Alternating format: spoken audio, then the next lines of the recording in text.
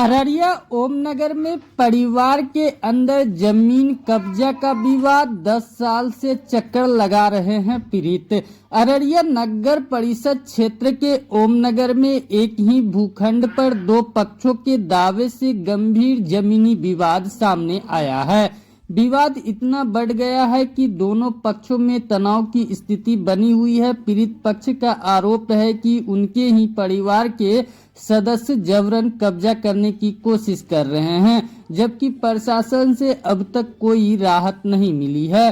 पीड़ित करण पासवान ने बताया कि विवादित जमीन खाता संख्या 2438 खेसरा 9788 रकबा 45 डिसमिल 800 वर्ग कड़ी है, जो मौजा बसंतपुर थाना संख्या 206 में स्थित है। उनके दादा मोजी लाल पासवान के नाम से लाल कार्ड के माध्यम से यह जमीन उनके पिता उमेश पासवान को प्राप्त हुई थी। करण पासवान नगर थाने में चौकीदार के पद पर तैनात है। उन्होंने आरोप लगाया है कि उनके परिवार के सदस्य श्याम पासवान जबरन इस भूखंड पर कब्जा करने की कोशिश कर रहे हैं। हाल के दिनों में भी उनके द्वारा नगर थाने में उक्त भूखंड पर दूसरे पक्ष के द्वारा अवैध निर्माण करवाने को लेकर शिकायत की गई थी।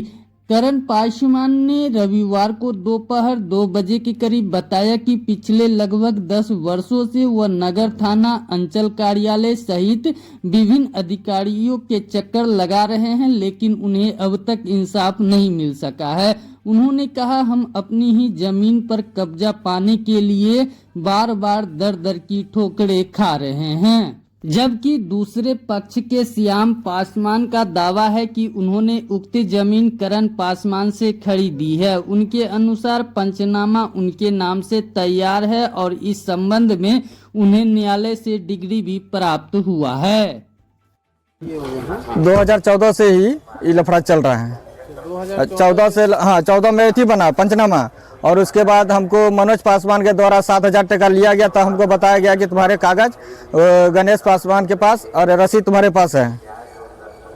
तब से लेके आज से 2016 जब हमको पता चला कि हमको 45 में मिला था, उसमें देख रहे 29 में चढ़ा हुआ है, तब से लेकर आज तक विवाद चल रहा है। और मेरे कुछ नापी के टाइम मेरे बेटे को मारपीट किया गया, लेकिन हमने कुछ नहीं बोला। हम बेटा को समझाया, बेटा तुम जहाँ से मार खाना, लेकिन कुछ मत करना वहाँ। हमारे बेटा को मारपीट किया, लेकिन हम बेटा को हम कुछ नहीं किया, आवेदन ना दिए, न कुछ किए, क्योंकि हम पुलिस अपना एथी मैटर है, इसलिए हमने कुछ कर पाए। सीओ क्या बोल रहा है? सीओ साहब के यहाँ गए तो सीओ साहब बोलता है नापी करता है, नापी रास्ता नाप के लेके चल जाता है, लेकिन ये नापी सही ढंग से नहीं देता है।